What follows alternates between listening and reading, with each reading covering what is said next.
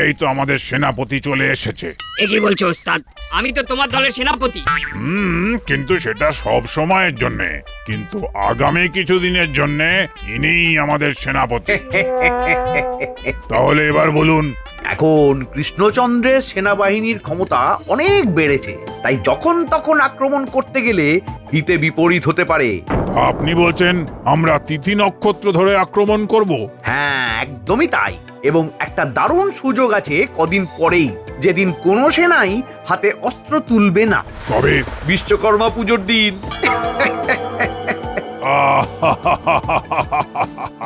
এই না হলে মাথা।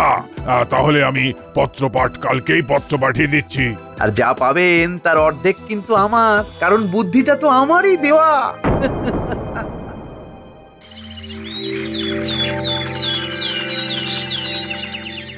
কি আজকে রাজসভায় সবাই হাজির, কিন্তু মন্ত্রী এখনো এলো না। মন্ত্রীমশাইয়ের থেকেও বা কি লাভ মহারাজ? উনি রাজসভায় থাকাও যা, না থাকাও তাই।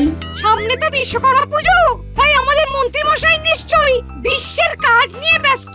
কাজ না ছাই, ওনার তো দুটোই কাজ, এক অকাজ, দুই কুকাজ। একটু দেরি হয়েছে আর শুরু হয়ে গেছে কুটকচালি। তা মন্ত্রী, তোমার হঠাৎ দেরি হওয়ার কারণ কি? মশা মহারাজ, মশা। গোপালের মতন পেট খোলা কিছু মশা সারা রাত জ্বালিয়েছে, তাই ঘুমোতে দেরি হলো, আর ঘুম থেকে উঠতেও দেরি হলো। ঠিক আছে, এবারে রাজকোষের অবস্থা আগের বারের মতন ভালো নয়, তাই বিশাল জাঁকজমক করে পুজো করা এই বছরে সম্ভব নয়। তাতে কি মহারাজ, পুজোর মধ্যে মনের ভক্তিটাই আসল। বাকি সবকিছু রূপক মাত্র। হ্যাঁ, গোপাল এ কথা ঠিকই বলেছে, কিন্তু প্রত্যেক বছরের ন্যায় এই বছরেও কৃষ্ণনগর রাজবাড়িতে বিশ্বকর্মা পুজো হবে এবং তোমাদের সকলকেই কিছু না কিছু দায়িত্ব নিতে হবে। সে তো মহারাজ আমি দায়িত্ব নেওয়ার জন্য পা বাড়িয়েই রেখেছি। মহারাজের জয় হোক। মহারাজ, আপনার জন্য একটা চিঠি এসেছে। চিঠি? এই সময়?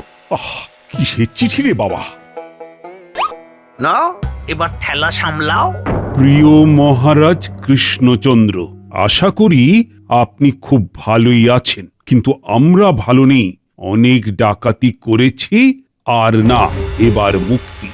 যদি আপনি ভালোয় ভালোয় আগামীকাল সন্ধ্যের মধ্যে আমাদেরকে 1000 সোনার মোহর না দিয়ে যান, তাহলে বিশ্বকর্মা পুজোর দিন বিকেল 4 ঘটিকায় আমরা কৃষ্ণনগর আক্রমণ করব।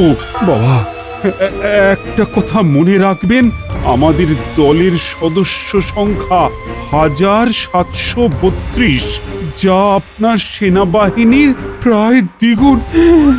বাবা, ইতি আপনার শুভাকাঙ্ক্ষী গোলা ডাকাত, ঠিকানা পোড়ো মন্দির তলা, নদীর পশ্চিম পাড়। কাক ডাকে কাকা, কোকিল ডাকে কু, গোলা ডাকা ধরলে পরেই করবে গেচাং ফু। এই সেরেছে, এবার কি হবে? 1000 মোহর? মহারাজ, গোলা ডাকাত বিশাল ভয়ানক ডাকাত। না না মহারাজ, এমনিতেই রাজকোষের হাল খারাপ। এখন আমাদের একটাই কর্তব্য, দুষ্টের দমন। কিন্তু কিভাবে করব?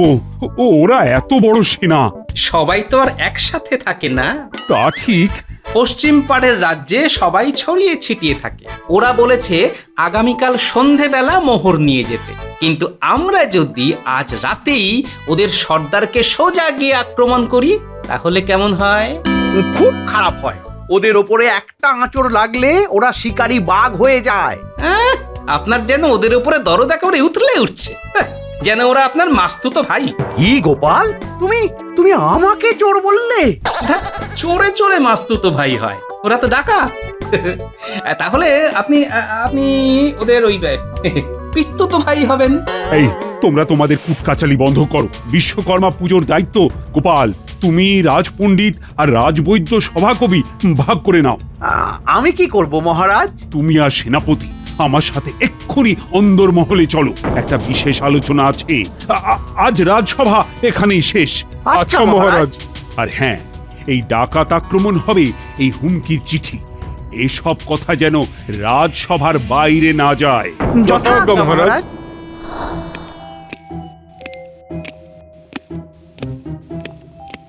দেখো, গোপাল যে কথাটা বলেছে সেটা কিন্তু একদম ফেলে দেওয়ার মতো নয়। কেন মহারাজ, আপনি এ কথা বলছেন কেন?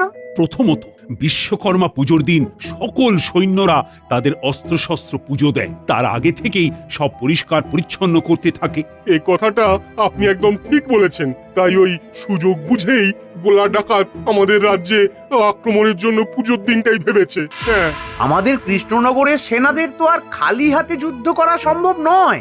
ঠিক সেই জন্য সেনাপতি আর মন্ত্রী, তোমরা দুজন আজ সন্ধেবেলা আমাদের কৃষ্ণনগরের বেশ কিছু দক্ষ সেনা নিয়ে যাবে ওই গোলা ডাকাতের ডেরায় আর সোজা আক্রমণ করবে। যথাজ্ঞা মহারাজ। যাও, এখন প্রস্তুত হয়ে নাও। কিন্তু এটা কি ঠিক হবে? ব্যাপারটা নীতি বিরোধী কাজ হয়ে যাবে না? তুমি আমাকে আর নীতি শিখিও না মন্ত্রী, তোমাকে যেটা করতে বলেছি তুমি শুধু সেটাই করবে। আজ সন্ধেবেলা তুমি আমাদের সেনাপতির সাথে চলে যাবে।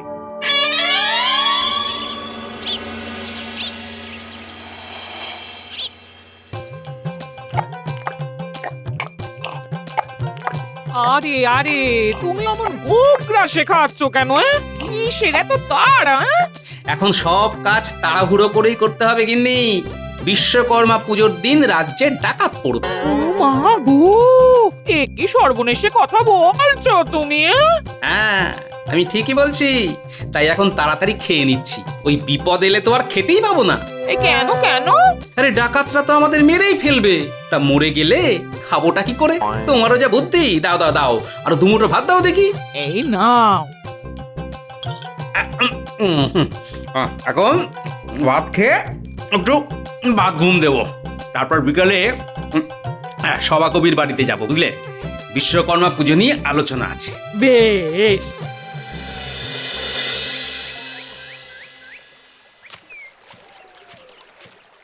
এই চল, ওপারে যাব। আগে একটু অপেক্ষা করতে হবে মন্ত্রী মশাই, আর 2-3 জন লোক হলে নৌকা ছাড়বো। ডাক্তারি, আমার তাড়া আছে। তোকে 2-3 জনের ভাড়াও দিয়ে দেবো, তুই নৌকো ছাড়। ও, তাহলে ঠিক আছে, কোনো চিন্তা নেই।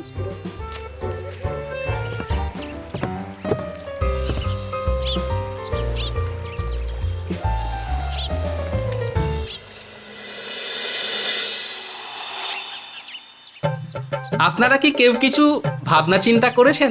দেখো গোপাল, আমি পুজোর আগের দিন অবধি হাতে হাতে যেটুকু করা যায় সব করে দেবো, কিন্তু পুজোর দিন পুজোর দিন কি? পুজোর দিন আমাকেই তো পুজোটা করতে হবে নাকি? ও তাই বলুন, আমি তো ভয় পেয়েই গেছিলাম। গোপাল, আমি কিন্তু প্রত্যেক বছরের মতন এবছরও আলপনা দেব। হ্যাঁ হ্যাঁ, আমি জানি সভাকবি, তোমার আলপনা দিতে খুব ভালো লাগে। এমনকি কল্পনাতেও আলপনা চিত্র নিয়ে চিন্তা করো তুমি।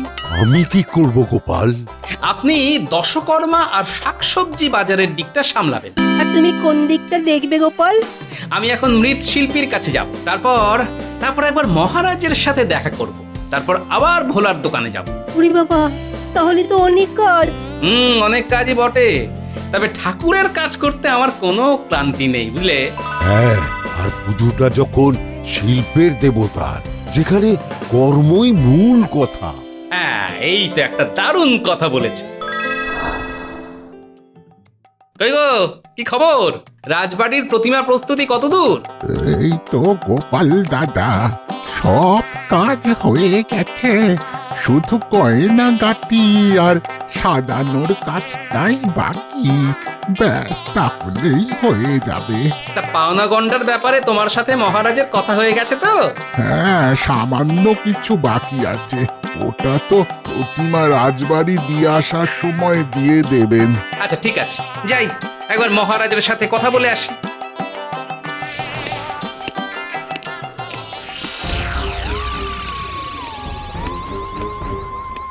আসতে পারি মহারাজ? ও গোপাল, এসো এসো। বুঝলে, খুব চিন্তা হচ্ছে গোপাল। চিন্তারই তো বিষয় মহারাজ।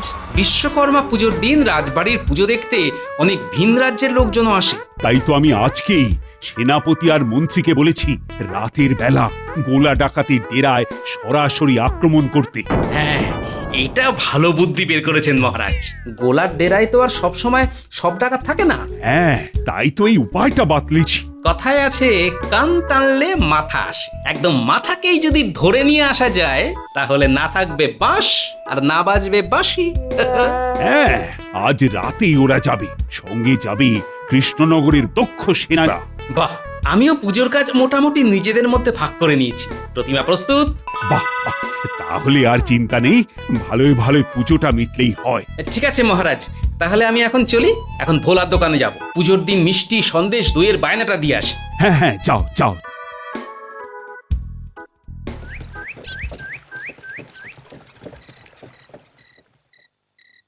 এ কি ভোলা? আর বলো না গোপাল দাদা, এক খদ্দের হঠাৎ করে বললেন ওপারের মতো লাল দই চাই। তাই তুমি নিশ্চয়ই ওপারে গিয়েছিলে লাল দই কিনতে? 5 সের লাল দই। আমার হাতের বানানো দইয়ের থেকেও ভালো দই পাওয়া যায় নাকি ওপারে? হ্যাঁ, এপারে যেমন সরভাজা সরপুরিয়া বিখ্যাত, ঠিক তেমনি ওপারে লাল দই। তা যা বলেছো, মন্ত্রী মশাইও তো ওপারে গিয়েছিলেন, আমার সাথেই তো ফিরলেন। উনিও কি দই কিনতে গিয়েছিলেন? না না না না, হাত তো দেখলাম খালি। ওনাকে জিজ্ঞেস করাতে বললেন কি একটা ওই গুরুত্বপূর্ণ কাজ ছিল। ওপারে তো মন্ত্রী মশাইয়ের রাতের বেলা গুরুত্বপূর্ণ কাজ। কোনো সমস্যা হয়েছে গোপাল দাদা? না না, সমস্যা কেন হবে? আচ্ছা শোনো, রাজবাড়ির বিশ্বকর্মা পুজোয় দই মিষ্টি সন্দেশ অনেক কিছুই তো লাগবে, তাই তুমি একটা খাতা বের করে লিখে নাও। হ্যাঁ বলো। প্রমাণ মাপের রসগোল্লা 500টা। রসগোল্লা 500, তারপর সন্দেশ 7 কেজি। সন্দেশ 7 কেজি। ব্যাস, তাহলে সব বুঝে নিয়েছো? হ্যাঁ গোপাল দাদা, হ্যাঁ। আমি পুজোর দিন সকাল সকাল ওই রাজবাড়ি গিয়ে দই মিষ্টি সন্দেশ সব দিয়ে আসবো। শোনো, ভয় পেলে চলবে না। আমরা যে সময় পৌঁছবো তখন ওরা সবাই ঘুমে আচ্ছন্ন থাকবে। আমাদের তো একটাই লক্ষ্য, ওই গোল্লা ডাকাত। হ্যাঁ, ওই হলো গিয়ে মাথা। মাথাকে পাকড়াও করলে হাত পা কিচ্ছুটি করতে পারবে না। একবার আড়ালে ডেকে জিজ্ঞেস করি তো। সেনাপতি, সেনাপতি। হ্যাঁ, বলো গোপাল। আচ্ছা, তোমাদের কি ওই পারে দুপুরে যেতে হয়েছিল? না না, মহারাজ তো বলেছেন ওদের অতর্কিতে আক্রমণ করব একেবারে মাঝরাতে। হ্যাঁ আচ্ছা, ঠিক আছে, সাবধানে যেও। হ্যাঁ গোপাল, তাই তো এই সেনাদের সব শিখিয়ে পড়িয়ে নিচ্ছি। হ্যাঁ, ভালো করছো।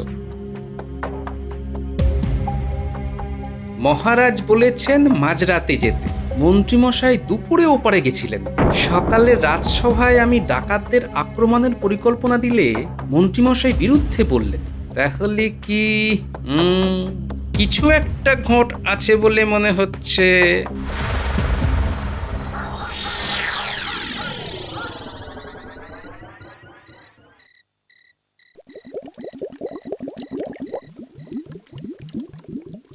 কি বিজ্ঞানী? আগে এটা পড়ো, তারপর কথা বলো। কি করছো? এই একটা কাশির গুঁড়ো বানাচ্ছি। মানে কারো নাকে একটু এই গুঁড়ো প্রবেশ করলে কাশতে কাশতে পাগল হয়ে যাবে। রাজ্যের সুরক্ষার জন্য বানানো। হ্যাঁ। আরে বাস, আমি তো এরকম একটা ভাবনা নিয়ে এলাম। শোনো বিজ্ঞানী, যদি কোনোভাবে হিতে বিপরীত হয় তাহলে তোমাকে একটা কাজ করতে হবে। কি কাজ? শোনো। হ্যাঁ আচ্ছা গোপাল, হয়ে যাবে কাজ।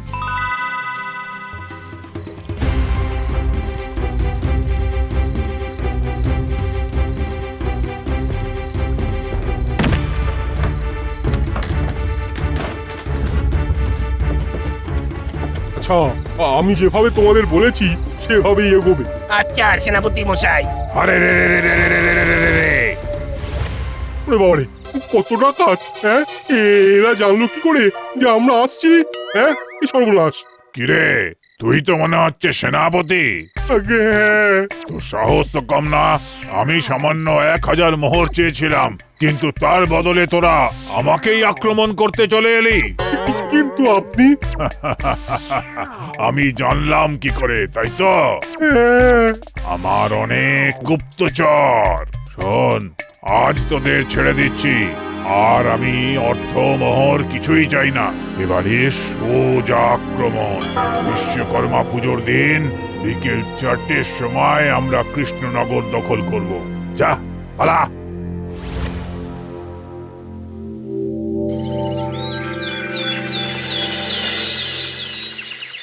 আহম্মক! ডাকাতরা জানলো কি করে যে তোমরা অতর্কিতে আক্রমণ করবে? সেটাই তো বুঝতে পারছি না মহারাজ। এই গোপন ব্যাপারটা তো আমার আপনার আর মন্ত্রীমশাইয়ের মধ্যে হয়েছিল। আর গোপাল জানে খুব জোর হলে রাজসভার সভাসদেরা জানতে পারে।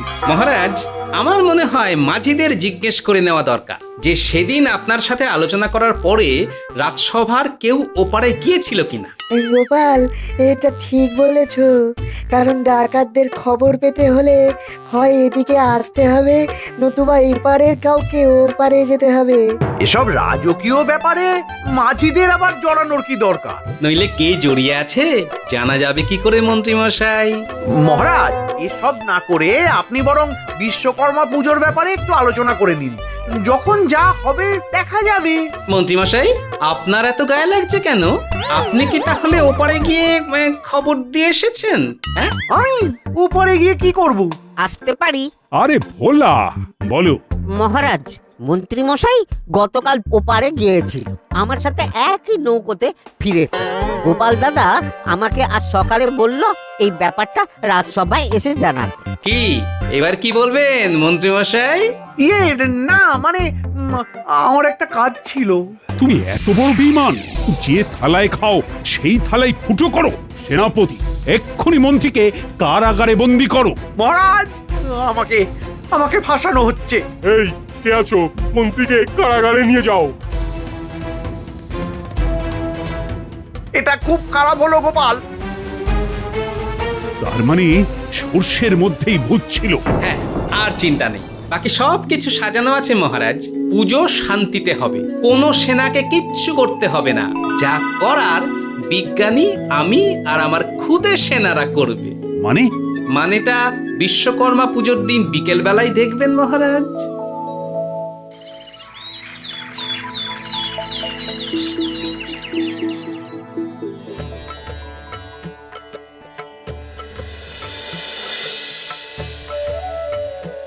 ওম বিশ্বকর্মায় নমঃ, ওম বিশ্বকর্মায় নমঃ, ওম বিশ্বকর্মায় নমঃ। হে বিশ্বকর্মা দেব, তুমি আমাদের রক্ষা করো। আজ কি হবে জানি না। মহারাজ, ভক্তি ভরে বিশ্বকর্মা দেবের প্রার্থনা করুন, তার সৃষ্টি ও কর্মের প্রতি সম্মান প্রদর্শন করুন। এই দেবতা হলেন দেবতাদের স্থপতি ও মহাবিশ্বের স্রষ্টা। তার মানে এই বিশ্বকর্মা দেব দেবতাদের প্রাসাদ, অস্ত্র সব বানিয়েছিলেন? একদম তাই। এবং বিশ্বকর্মা দেব দেবতাদের জন্য উড়ন্ত রথ তৈরি করেছেন, এবং এই রথ তৈরির ঘটনাকে স্মরণ করে পুজোর দিন ঘুড়ি ওড়ানোর প্রথা চালু হয়েছে। আজকে আমরা ঘুরে ওড়াবো। হ্যাঁ, কিন্তু কোনো মাঠে না, নদীর পাড়ে ঘুরে ওড়াবো। কি বিজ্ঞানী, তোমার ঘুড়ি প্রস্তুত তো? প্রস্তুত গোপাল। বেশ বেশ, তোমরা তাহলে ভোগের প্রসাদ খেয়ে ঘুড়ি উড়িয়ে সাবধানে বাড়িতে যাও। না, বাড়িতে নয়, সবাই ভোগের প্রসাদ খেয়ে নদী পাড়ে আসুন। আচ্ছা।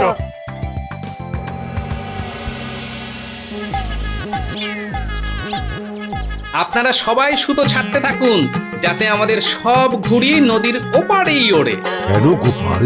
কারণ ঘুড়ি দিয়েই আজ ডাকাত বধ হবে। মানে? দেখুন, ঘুড়িতে জোড়া সুতো লাগানো হয়েছে, একটা নীল একটা লাল।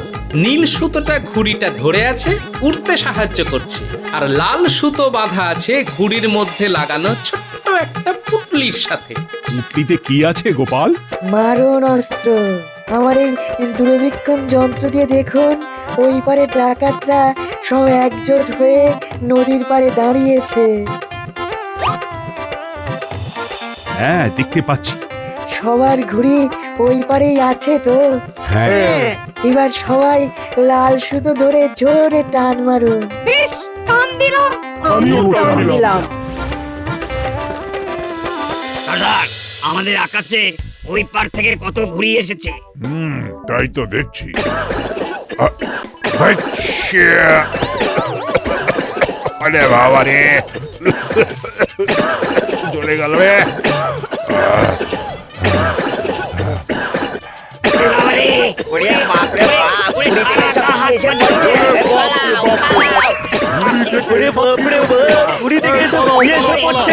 কি ওরা দেখছি ছটপট করছে। হ্যাঁ মহারাজ, কারণ ওই পুটুলি থেকে বিছুটি চূর্ণ আর কাশি চূর্ণ পড়েছে। এখন ওরা একদিন ধরে কাশবে আর গা হাত পা চুলকবে। ততক্ষণে পুজোর তিথি পেরিয়ে যাবে আর আমাদের অস্ত্র ঠাকুরের কাছ থেকে নিয়ে আমরা ওদের ওপর আক্রমণ করব। সাব্বাস গোপাল, ওহ, তোমার কি বুদ্ধি! সবই প্রভু বিশ্বকর্মা দেবের কৃপা আর বিজ্ঞানীর আবিষ্কারের সুফল। জয় বাবা বিশ্বকর্মা জয়। জয় বাবা বিশ্বকর্মার জয়। জয় জয় বাবা বিশ্বকর্মার জয়।